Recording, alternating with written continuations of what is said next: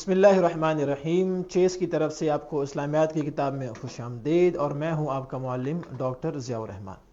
ہمارا آج کا سبق ہے عام الوفود کا، اور اس کا آج دوسرا حصہ ہے۔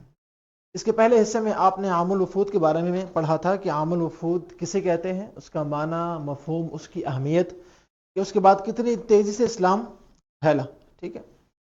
اور پھر آپ صلی اللہ علیہ وسلم نے عام الوفود میں آنے والے جو وفود تھے وہ کتنے تھے؟ مشہور 3 تھے۔ کل کتنے تھے یاد ہے کسی کو؟ تقریباً 60 کے قریب وفود تھے جو کہ اس سال آئے تھے آپ صلی اللہ علیہ وسلم کے پاس مختلف علاقوں سے عرب کے۔ اس میں سے ایک جو ہمارا وفد تھا اس کو ہم نے پڑھا تھا۔ تو آج ہمارا دوسرا لیکچر ہے، اور اس دوسرے لیکچر میں جو ہم SLOs پڑھیں گے وہ ہیں 3 وفود کے اجمالی حالات اور نبی کریم صلی اللہ علیہ وسلم کے حسن معاملہ سے آگاہی حاصل کر سکیں۔ ہم نے 3 وفود کے بارے میں پڑھنا ہے۔ 3 میں سے ایک کے بارے میں ہم نے کل پڑھ لیا، اس کا نام کون بتائے گا؟ وفد عبد القیس، عبد القیس کا جو وفد تھا، ٹھیک ہے۔ اور اس کا جو سربراہ تھا اس کے بارے میں آپ صلی اللہ علیہ وسلم نے اس کی تعریف بھی فرمائی تھی کہ اس میں 2 صفات کیا ہیں، بڑی اچھی ہیں۔ کون کون سی؟ علم اور بردباری، تحمل، ٹھیک ہے، وقار۔ اور عبد القیس کے بارے میں آپ صلی اللہ علیہ وسلم نے ایک دعا بھی کی تھی، وہ کیا تھی؟ ان کو، ہاں، اے اللہ عبد القیس کو ہدایت عطا فرما، ٹھیک ہے، ویری گڈ، شاباش۔ اچھا، یہ ہمارا پہلا اصل ہوا کہ 3 میں سے 2 کے اجمالی حالات ہم جانیں گے کہ وہ کون تھے، کہاں سے آئے تھے، پھر کیا ہوا تھا، ٹھیک ہے، 2 وفود۔ اس کے بعد ہم جو صلاحیت ہے وہ کیا ہے کہ نبی کریم صلی اللہ علیہ وسلم کی سیرت کو مد نظر رکھتے ہوئے، یعنی ان واقعات کی روشنی میں آپ کی سیرت کو سامنے رکھتے ہوئے مہمانوں اور وفود کے اعزاز و اکرام کرنے والے بن سکیں۔ یعنی ہم نے صرف سبق پڑھنا نہیں ہے نا، اگر ہمارے گھر کوئی مہمان آ جائے، ہمارے پاس کوئی وفد آ جائے، کچھ لوگ آ جائے، تو ہم نے ان واقعات سے سیکھنا ہے کہ ہم نے مہمان کا استقبال کیسے کرنا ہے، اس کی مہمان نوازی جو ہے وہ کس طرح کرنی ہے، اور کیسے جب وہ گھر سے جا رہا ہے تو اس کو اعزاز اور اکرام سے کیسے واپس بھیجنا ہے۔ یہ ہے، ہم نے اسکل بھی سیکھنی ہے۔ اچھا، جو پہلا وفد، 2 وفود رہ گئے نا، کل کتنے تھے؟ 3، اور سارے کتنے تھے ٹوٹل؟ 60۔ ہم نے کتنے پڑھنے ہیں؟ 3 میں سے ایک ہم نے پڑھ لیا، -1، کتنے رہ گئے باقی؟ 2۔ آج ہم 2 وفود کے حالات پڑھیں گے۔ ان وفود میں سے پہلا ہے وفد بنی تمیم، عبد القیس، دوسرا بنی تمیم۔ بنی تمیم جو ہے یہ علاقے نجد سے آیا تھا، نجد جسے کہتے ہیں، یہ سارا علاقہ کہلاتا ہے نجد، نون جیم، اور یہاں سے یہ پورے علاقے میں یہ لوگ پھیلے ہوئے تھے۔ یہاں سے یہ لوگ آئے کہاں پر؟ مدینہ منورہ، اور آپ صلی اللہ علیہ وسلم سے انہوں نے ملاقات کی۔ بنو تمیم کے بارے میں آپ کو بتا دوں کہ بنو تمیم کے جو لوگ تھے یہ مسلمان نہیں تھے، بلکہ ان میں تعصب بہت زیادہ تھا، اپنے آپ کو کیا بڑا سمجھنا، جیسے زمانہ جاہلیت میں۔ ٹھیک ہے، امن اب اس طرف ہو جائے بیٹا تاکہ مجھے اب دکھائی دیں، اس کرسی پہ بیٹھ جائیں۔ ان میں جاہلی تعصب بہت زیادہ تھا کہ ہم چاہیں سب سے اچھے ہیں، ہم کیا ہیں؟ زیادہ پڑھے لکھے ہیں، ہم لوگ کیا ہیں؟ زیادہ سمجھدار ہیں، عرب شعر و شاعری، خطیب، وہ ہمارے زیادہ کیا ہیں؟ اچھے۔ اور یہی فخر، غرور اور تکبر لے کے یہ لوگ بنی تمیم سے، اور جو اپنا علاقہ ہے نجد، وہاں سے آئے تھے مدینہ منورہ، اور آپ صلی اللہ علیہ وسلم سے انہوں نے ملاقات کی۔ میں نے بتایا کہ یہ لوگ ابھی اسلام نہیں لائے تھے، لیکن فتح مکہ کے بعد آپ صلی اللہ علیہ وسلم سے ملاقات کے لیے یہ لوگ کہاں پر آئے؟ مدینہ۔ اچھا، جب مدینہ آئے تو وہی جاہلی تعصب اور نفرت اور عصبیت اور فخر ان میں موجود تھا کہ ہم سب سے کیا ہیں؟ سپیریئر ہیں، ہم اچھے ہیں، ہم زیادہ کیا ہیں؟ بڑے ہیں، ہمارا خاندان زیادہ کیا ہے؟ قابل فخر ہے، شاعر ہمارے قوم کے زیادہ اچھے ہیں، خطیب ہماری قوم کے زیادہ اچھے ہیں، جو لشکر اور جنگجو ہیں وہ ہمارے جو قبیلہ ہے وہاں کے زیادہ اچھے ہیں۔ اور یہ لوگ جب آئے تو سیدھا چلے گئے سیدھا مسجد نبوی میں، اور اس وقت جناب رسول اللہ صلی اللہ علیہ وسلم اپنے حجرے میں تھے۔ آپ کو پتہ ہے کہ مسجد نبوی کے ساتھ آپ صلی اللہ علیہ وسلم کے حجرے بنے ہوئے تھے، مختلف ازواج کے، ایسے سمجھ آئی؟ ایسے کمرے بنے, حجرہ مطلب کمرہ. اور جی یہ لوگ سیدھا مسجد نبوی میں آئے اور یہاں پر آ کے اونچی اونچی آواز سے بولنا شروع کر دیے. ایک آدمی میں تکبر ہوتا ہے تو وہ کسی کا خیال نہیں کرتا, بڑے کا چھوٹے کا, تمیز کہ میں نے کس طرح کون سی بات کرنی ہے, کون سی بات نہیں کرنی, کتنا اونچا بولنا ہے, کتنا میں نے آواز آہستہ رکھنی ہے. میں مسجد میں جا رہا ہوں, میں اس جگہ پہ جا رہا ہوں جہاں پر لوگ موجود ہیں. وہ تمیز اچھے برے کی اس میں ختم. کیوں؟ وہ سمجھتے میں سب سے اچھا ہوں نا, تو وہ کسی اور کی پرواہ. تو یہ لوگ سیدھے مسجد نبوی میں آئے اور آپ صلی اللہ علیہ وسلم جس حجرے میں موجود تھے وہاں باہر کھڑے ہو گئے اور باہر سے آپ صلی اللہ علیہ وسلم کو آواز دینے لگے, اے محمد باہر آؤ, ہم نے کچھ پوچھنا ہے آپ سے. نعوذ باللہ. ٹھیک ہے. اور اس وقت آپ صلی اللہ علیہ وسلم اپنے حجرے میں موجود آرام فرما رہے تھے, لیکن ان لوگوں نے اس کی بھی پرواہ نہیں کی اور ایک جسے کہتے ہیں نا بد تہذیبی سے کام لیا. تہذیب کے خلاف ہے نا, آپ کسی کے گھر کے باہر کھڑے ہو جائیں اور اس کا نام لے گئے, باہر میں نے بات کرنی ہے, یہ تو طریقہ ٹھیک نہیں ہے. آپ دروازہ بجائیں, انتظار کریں, یا پہلے وقت لے لیں کہ میں نے آپ سے ملاقات کرنی, کس وقت ملاقات کروں. لیکن ان لوگوں نے انتہائی بد تہذیبی سے کام لیا اور باہر کھڑے ہو کے آواز دینے لگے, اے محمد باہر آ. تو اللہ تعالیٰ نے اس وقت سورہ حجرات کی آیات نازل کی کہ اے ایمان والو اپنی آواز کو نبی کی آواز سے بلند نہ کرو. یا ایھا الذین آمنوا لا ترفعوا اصواتکم فوق صوت ولا تجہروا له بالقول کجہر بعضکم بعضا. اس طرح آپس میں ایک دوسرے کو نام سے پکارتے ہو, اس طرح اللہ کے رسول کو مت پکارو. یہ تو آپس کی بات چیت کرو, اللہ کے رسول کو تو اپنا مقام ہے. تو انتہائی سخت آیات نازل ہوئی اور ان کو بتایا کہ رسول کا مقام کے یہ خلاف ہے, اس کی شان کے خلاف ہے کہ تم اس کو اس طرح پکارو اور باہر بلاؤ. ٹھیک ہے. اچھا, پھر ان لوگوں نے کیا کیا کہ ان میں خاندانی فخر بھی تھا, نمبر ایک. نمبر دو, ان کو یہ بھی بڑا فخر تھا کہ ہمارے جو قبیلہ ہے بنی تمیم, اس کے شاعر بڑے زبردست ہیں. تو انہوں نے کہا اپنے شاعر کو سامنے لیا ہے, یہ ہمارا شاعر ہے جی. اس نے شاعر نے کلام کہا تو جناب رسول اللہ صلی اللہ علیہ وسلم نے صحابہ کرام کو ان کے مقابلے میں حسان بن ثابت کو رضی اللہ تعالیٰ عنہ, اور انہوں نے جناب رسول اللہ صلی اللہ علیہ وسلم کے کہنے پر کچھ اشعار کہے. تو وہ لوگ حیران رہ گئے, اچھا اتنا اچھا کلام. پھر انہوں نے اپنی قوم کا ایک خطیب, تقریر کرنے والا, اسپیکر جسے کہتے ہیں نا, وہ سامنے لایا. اس نے تقریر کی اور اس کا بیان واقعی زبردست تھا. ٹھیک ہے.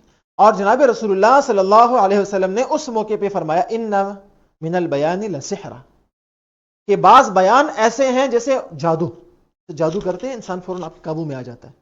تو آپ صلی اللہ علیہ وسلم نے بنو تمیم کے اس جو اسپیکر تھا, اسپیچ جس نے کی تھی, اس کی تقریر سن کے فرمایا کہ باقی بعض بیان اور تقریریں ایسی ہوتی ہیں کہ ان میں کیا ہوتا ہے جادو.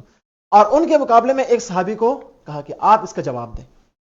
جب انہوں نے جواب دیا تو ان لوگوں نے خود یہ مانا کہ ہاں ان کے شاعر ہمارے شاعر سے اچھے, ان کے خطیب ہمارے خطیب سے اچھے, اور ان کا دین ہمارے دین سے اچھا. اور یہ لوگ پھر انہوں نے اسلام قبول کیا اور یہ لوگ کچھ دن مسجد نبوی میں رہے اور اس کے بعد ان لوگوں کو آپ صلی اللہ علیہ وسلم نے کچھ تحائف دیے اور واپس بھیجا. حالانکہ باوجود یہ کہ انہوں نے بدتمیزی کی تھی شروع میں, اللہ کے رسول نے کچھ نہیں کہا, کوئی غصہ یا کوئی ڈانٹ ڈپٹ کچھ نہیں کی. حالانکہ اپنے شہر میں تھے, کر سکتے تھے, لیکن اخلاق سے اور جو مہمان کو جس طرح ٹریٹ کرنا ہے اسی طرح مہمان نوازی کی. تو ملاقی یہ ہے وفد بنی تمیم. اب ہم چلتے ہیں سلائیڈ کی جانب.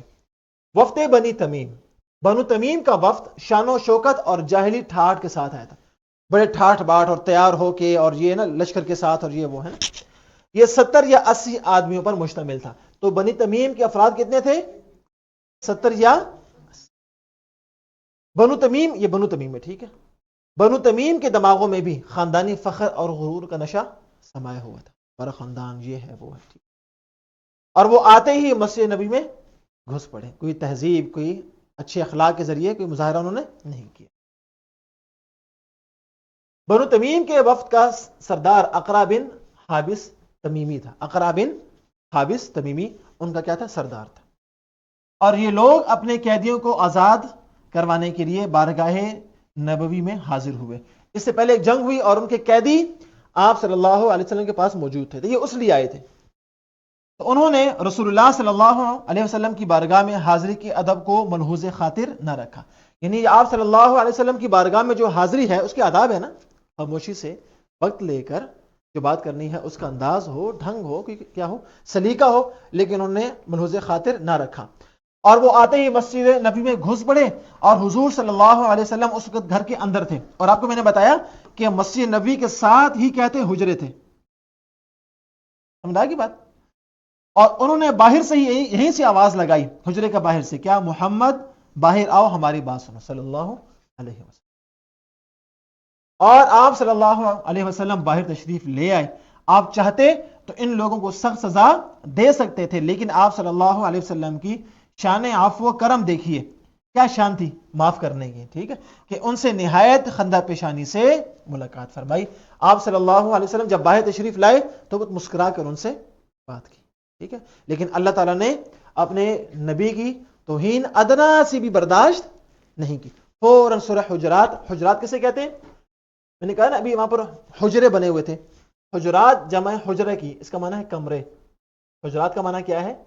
کمرے. کیونکہ وہ کمرے میں موجود تھے لہٰذا اسی نام پر سورت کا نام رکھا. ٹھیک ہے، اور آیت کا دی ان الذین ینادونک، ان الذین ینادونک من وراء الحجرات اکثرهم لا یعقلون، کہ بے شک وہ لوگ جنہوں نے آپ کو آواز دی، اے نبی بے شک وہ لوگ جنہوں نے آپ کو ندا دی، ینادونک آپ کو ندا دی، من وراء الحجرات کمروں کے باہر سے، اکثرهم ان میں سے اکثر، لا یعقلون وہ عقل نہیں رکھتے. ولو انہم صبروا اگر وہ صبر کرتے، رک جاتے، حتی یہاں تک کہ تخرج الیہم آپ ان کے لیے باہر آ جاتے نا. ٹھیک ہے، لکان خیر لہم یہ ان کے لیے کیا ہوتا؟ بہتر ہوتا. ان واللہ غفور رحیم، اور انہوں نے گناہ تو کیا ہے لیکن اللہ تعالیٰ کیا ہے؟ وہ غفور ہے اور رحیم. ترجمہ دیکھیں، اے حبیب صلی اللہ علیہ وسلم بے شک جو لوگ آپ کو حجروں، بلکہ آپ پڑھیں جی ترجمہ آپ پڑھیں. اے حبیب بے شک جو لوگ آپ کو حجروں کے باہر سے پکارتے ہیں ان میں سے اکثر عقل نہیں رکھتے، اور بے شک اگر وہ لوگ صبر کرتے یہاں تک کہ آپ خود ان کی طرف باہر تشریف لے آتے تو یہ ان کے لیے بہتر ہوتا، اور اللہ بڑا ہی بخشنے والا نہایت رحم فرمانے والا ہے. یہ ہے اس آیت کا ترجمہ جو میں نے آپ کو بتایا. اور یہ ہے یہ وفد، میں نے آپ کو بتا دیا، یہ وفد مسلمانوں پر اپنی برتری ثابت کرنے کے لیے اپنی خطیب یعنی جو تقریر کرنے والے ہیں، خطبہ دینے والے مقرر جو ہیں، وہ ساتھ اور شاعر بھی لائے تھے. ان کے کلام کے جواب میں حضرت حسان بن ثابت، یہ نام اپنے ذہن میں رکھنے ہیں کہ بنو تمیم کے شاعر کے جواب میں حسان بن ثابت تھے، اور ان کے جو خطیب تھے اس کے جواب میں ثابت بن قیس رضی اللہ تعالیٰ عنہ نے اپنے کلام پیش کی. ٹھیک ہے، اور ہوا کیا کہ جب انہوں نے کلام سنا تو انہی میں سے ایک بندہ وہ بول اٹھا کہ ان کا کلام باقی ایسا کلام ہے کہ اس کے ٹکر کا کلام. اور پھر ہوا کیا کہ سب کے سب اسی وقت کیا ہو گئے؟ مسلمان ہو گئے. اور یہ لوگ چند دن مدینہ میں ٹھہرے اور قرآن اور عقائد دین کی تعلیم حاصل کی اور اپنے علاقے میں. اب دیکھیں شروع میں انہوں نے کیا کی تھی؟ بدتمیزی کی تھی. اگر اس کے جواب میں جناب رسول اللہ صلی اللہ علیہ وسلم ان کو ڈانٹ دیتے تو یہ لوگ اسلام قبول نہ کرتے، لیکن اللہ کے رسول نے صبر سے، تحمل سے کام لیا اور ان کو معاف کیا، اور اس کے جواب میں یہ لوگ کیا ہو گئے؟ مسلمان. یہ ہے وفد بنو تمیم. تیسرا اور آخری وفد وہ ہے بنی نجار، اس کو نجران بھی کہتے ہیں، ابھی کسی نے نام لیا نجران، وہ بھی ٹھیک ہے، بنی نجار بھی ٹھیک ہے، نجران جو علاقہ ہے جس سے یہ آئے تھے تو وہ نام اگر لیں وہ بھی ٹھیک ہے. یہ یمن ہے اور یہ کیا ہے؟ سعودی عرب ہے. یہ سارا سعودی نظر آ رہا ہے آپ کو؟ نہیں باؤنڈریز اس کی نا، یہ سارا سعودی عرب ہے. کٹ کر دو، یہ سارا کیا ہے؟ سعودی عرب. اور نیچے یہ کیا ہے؟ یمن. تو یمن اور سعودی عرب کی جو باؤنڈری ہے نا، یہ نظر آ رہی ہے آپ کو؟ یہ اس پہ یہ علاقہ ہے، اس کا نام ہے نجران. کیا نام ہے؟ اور یہ عیسائیوں کا بہت بڑا کیا تھا؟ ایک گڑھ تھا.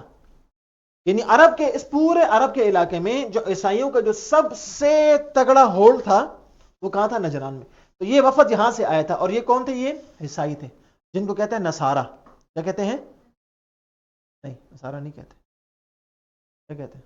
نصارہ ہی کہتے ہیں. ٹھیک ہے، وہ انصار ہے، وہ انصار و مہاجرین صحابہ کا، تو مکس نہ کر دینا. ٹھیک ہے، نصارہ، اور ان کو مسیحی بھی کہتے ہیں. ٹھیک ہے، تو یہ لوگ کون تھے؟ مسیحی تھے، نصارہ، عیسائی آپ جو بھی کہہ لیں. اور یہاں سے یہ لوگ آئے مدینہ منورہ، اور یہ لوگ چونکہ جو تھے نصارہ یعنی عیسائی مذہب سے تعلق رکھتے تھے، اور یہ آپ صلی اللہ علیہ وسلم سے ملاقات کے لیے آئے، اور انہوں نے آپ صلی اللہ علیہ وسلم سے ملاقات کی. اور اسلام کے بارے میں کچھ سوالات پوچھے، اور آپ صلی اللہ علیہ وسلم نے ان کے جوابات دیے، اور یہ لوگ مطمئن ہو گئے. سوال کرتے اور آپ صلی اللہ علیہ وسلم جواب دیتے، یہ مطمئن ہو جاتے. سوال جواب یہ چلتا رہا. لیکن ہوا کیا کہ انہوں نے پھر آگے جا کے حضرت عیسیٰ کے بارے میں سوال کیا. اب جو نصارہ ہیں ان کے مطابق تو حضرت عیسیٰ خدا ہے، اور ہمارے نزدیک تو وہ اللہ کے رسول ہیں. تو جب اللہ کے رسول نے، جناب رسول اللہ صلی اللہ علیہ وسلم نے حضرت عیسیٰ کے بارے میں جو اسلام کا نظریہ ہے وہ بتایا کہ وہ اللہ کے رسول اور بندے ہیں، تو ان لوگوں نے انکار کیا اور ان لوگوں نے کہا کہ یہ جواب آپ کا درست نہیں ہے، یہ جواب آپ کو درست نہیں ہے. ٹھیک ہے، آپ سر نے بہت سے دلائل دیے، لیکن یہ لوگ مطمئن نہیں ہونا چاہ رہے تھے تو نہ ہوئے. تو ان لوگوں نے کیا کیا؟ مباہلہ کیا. کیا کیا؟ مباہلہ. مباہلہ کسے کہتے ہیں؟ کسی کو معلوم ہے؟ مباہلہ مقابلہ. ہاں، مباہلہ سے کہتے ہیں کہ جب دو فریق، دو پارٹیز، دو لوگ، دو جماعتیں ایک دوسرے کو حق بات کرنا چاہیں، جیسے یہاں پر تھا. وہ جو تھے عیسائی تھے، وہ سمجھتے رہے ہم حق پر ہیں، مسیحی جناب رسول اللہ صلی اللہ علیہ وسلم تو تھے ہی حق پر ظاہر ہے. تو جب بات ڈیڈ لاک تک پہنچ گئی اور کوئی رستہ نہیں نکل پا رہا تھا، تو اس کے لیے کیا ہے؟ قرآن نے ایک اصطلاح بتائی ہے، اسے کہتے ہیں مباہلہ. ٹھیک ہے، کیا کہتے ہیں؟ مباہلہ. وہ کیا ہوتا ہے کہ دونوں جماعتیں ایک میدان میں اکٹھی ہوتی ہیں، اپنے آباؤ، جو اپنے خاندان اور بچوں کے ساتھ ایک میدان میں اکٹھے ہوتے ہیں، اور اللہ تعالیٰ سے دعا کرتے ہیں کہ اے باری تعالیٰ، جو ہم میں سے حق پر ہے وہ باقی رہے، اور جو ہم میں سے حق پر نہیں ہے اس پر آپ کا غضب نازل ہو اور وہ تباہ ہو، برباد ہو جائے. اور سب آمین کہتے ہیں. اسے کہتے ہیں کیا؟ مباہلہ. تو جب وہ دلائل سے نہ مانے تو ان لوگوں نے کیا کہا کہ جو مباہلہ ہے وہ کر لیتے ہیں، آپ اپنے گھر والوں کے ساتھ آ جائیں، ہم اپنے جو ہے گھر والوں کو لے کے آ جائیں گے. تو اس وقت جناب رسول اللہ صلی اللہ علیہ وسلم نے حضرت علی، حضرت فاطمہ رضی اللہ تعالی عنہ، حضرت حسن اور حضرت حسین کو لیا اور میدان کی طرف، اور ان لوگوں کو کہا کہ آؤ کیا کرتے ہیں؟ مباہلہ کرتے ہیں. تم لوگ بھی اپنے گھر والوں کے ساتھ آؤ، میں بھی اپنے گھر والے لے کر آتا. صحیح بات. آپ خود چلے گئے، اپنی بیٹی حضرت فاطمہ رضی اللہ تعالیٰ عنہ، اپنے داماد حضرت علی رضی اللہ تعالیٰ عنہ، اور ان کے دو بیٹے حسن اور حسین رضی اللہ تعالیٰ عنہما، ان کے ساتھ میدان میں چلے گئے اور کہا کہ یہ ہیں میرے گھر والے، تم بھی اپنے گھر والوں کو لے آؤ.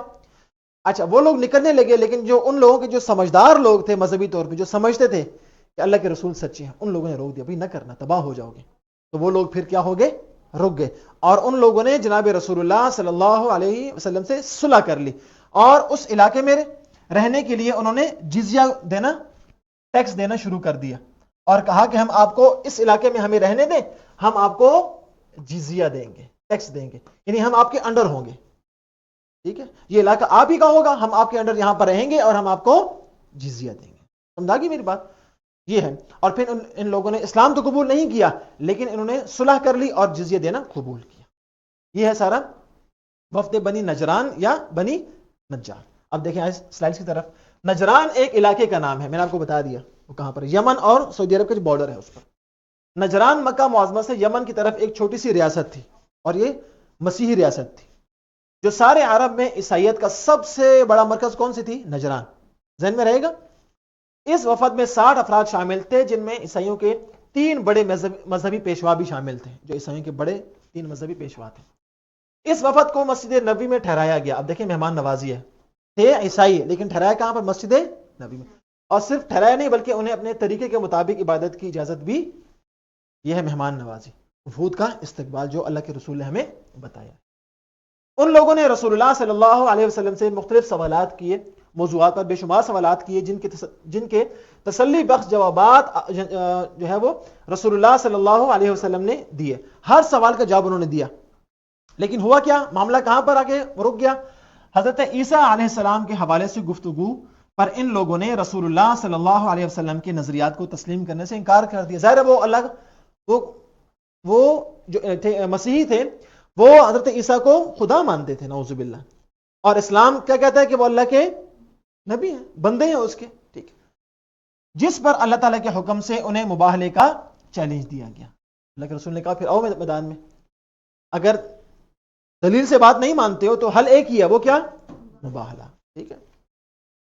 اور مباہلہ یہاں پر بتایا گیا ہے کہ اگر حق و باطل میں دلائل سے نزاع ختم نہ ہو، ایک تو یہ کہ جو ہے دلیل دے سے بات ختم ہو جائے، جھگڑا ختم ہو جائے، لیکن اگر حق اور باطل میں دلائل سے نزاع یعنی جھگڑا ختم نہ ہو تو پھر یہ طریقہ اختیار کرنا چاہیے کہ سب مل کر اللہ تعالیٰ سے دعا کریں، دونوں پارٹی، دونوں ایک نہیں، دعا کریں کہ جو اس معاملے میں باطل پر ہو اس پر خدا کی طرف سے وبال اور ہلاکت پڑے، جو شخص جھوٹا ہوگا وہ اس کا خمیازہ بھگتے گا۔ اس طور پر دعا کرنے کو کیا کہتے ہیں؟ یہ بات ذہن میں رکھیے گا، یہ سوال آتا ہے مباہلہ کسے کہتے ہیں، اس سے کیا مراد ہے، اور کون سا قبیلہ ایسا آیا تھا جس کے ساتھ مباہلہ کیا گیا، اور مباہلہ کس بات پر کیا گیا، یہ مختلف سوالات آتے ہیں، ٹھیک ہے۔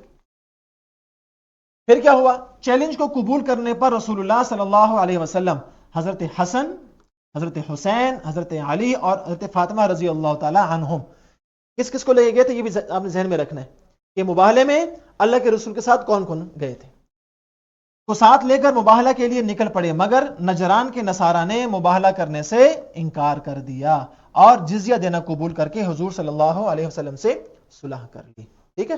یہ ہیں دو وفد، اور آج کی ایکٹیویٹی کیا ہے کہ آپ کے خیال میں نبی اکرم صلی اللہ علیہ وسلم کے حسن سلوک نے وفود پر کیا اثرات چھوڑے؟ دیکھیں، یا تو وہ مسلمان ہو گئے یا انہوں نے صلح کر لی، اور گھر کا کام کیا ہے کہ بنی تمیم اور نجران کے وفود، نجران بھی ٹھیک ہے اور نجار بھی ٹھیک ہے، ٹھیک ہے، اب اس سے کنفیوز نہ ہو جانا، بنی تمیم اور نجران کے وفود کے بارے میں لکھیں اور بتائیں کہ ان کے ساتھ نبی اکرم صلی اللہ علیہ وسلم نے کیسا سلوک کیا۔ تو یہ تھا ہمارا آج کا سبق، اور اس کے ساتھ آپ کے لیے ورک شیٹ بھی ہے اور کوسچن بینک بھی ہے، آپ دونوں حل کیجئے، اپنا بہت خیال رکھیے، اگلے لیکچر میں پھر ملاقات ہوگی، فی امان اللہ۔